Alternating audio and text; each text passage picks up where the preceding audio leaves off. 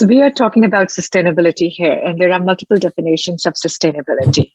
But as a planet, as a global commitment, what we reach, that we want to reach from sustainability perspective is beautifully defined in UN Sustainability Development Goals. You will see here goals from no poverty to the goals of reduced inequalities to the goals like climate to the goals like partnership for the goals. So these 17 goals are very important, and we are moving towards recognizing the importance of these goals every day. But the problem is that where the world is restrictive is to recognize how we can measure these goals, how we can quantify these goals. So when we make our decision as a consumer, as an investor, as an employee of a company, we can make sure that our lifestyle, personally, professionally, is aligned with that goals. There are a lot of data companies, research companies, education companies, which are building up on the measurements and quantification of these goals. But goals are important. They are the destination, but it is also very important to have a GPS for the goals where we can see that how much we have achieved and how much distance we have to cover. So we need more attention to build the GPS of these goals moving forward. Some measurement standards that support these goals directly are examples like the UN Global Compact score. These scores, if you will Google on very many companies, you can also get as an open source information because this is for the greater good.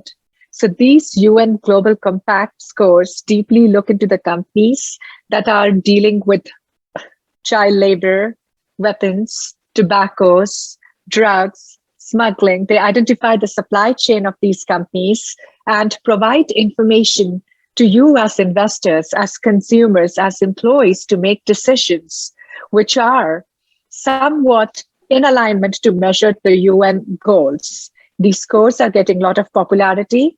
I work in my day-to-day life to structure investment products like exchange-traded funds, separate managed account, mutual funds, unified managed accounts. And a lot of investors I work with demand that we should use a screening algorithm based on this UN Global Compact scores.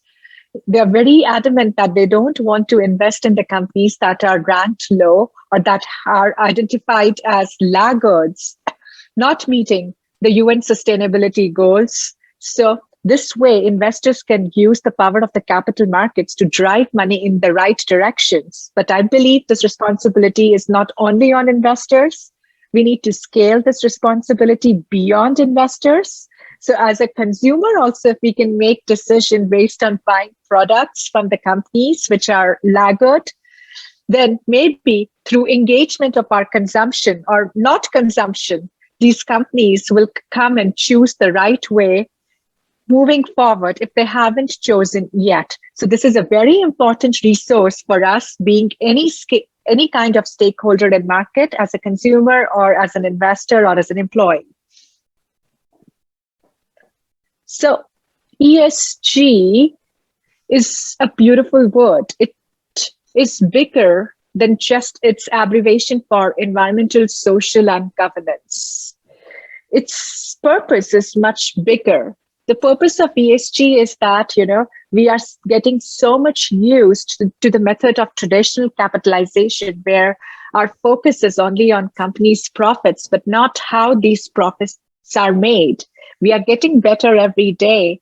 And instead of just believing in extreme capitalism, we are moving towards a more social, inclusive world where we are trying to integrate planet, people, and prosperity all together in making our investment decision.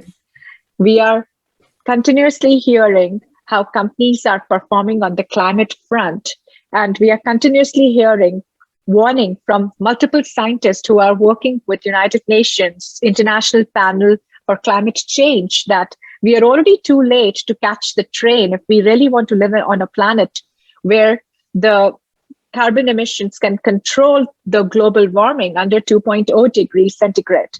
And What we are doing right now is passing the parcel. Companies are passing the parcel to government that there are no rules.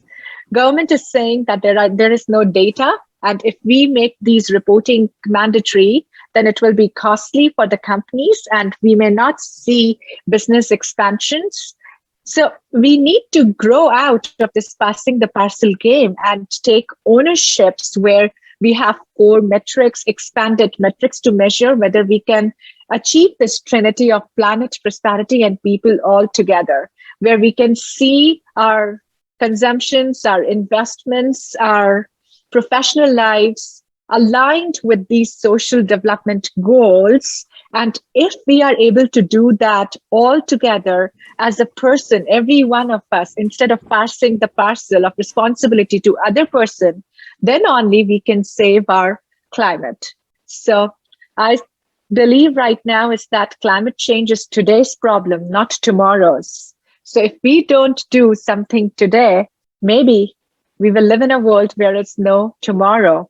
I really loved one documentary. I believe most of you might have seen that, Don't Look Up. And that documentary is sending that strong message that we have to open our eyes and realize what the big problem we are facing. We really have to see what comet is. And the comet here is climate.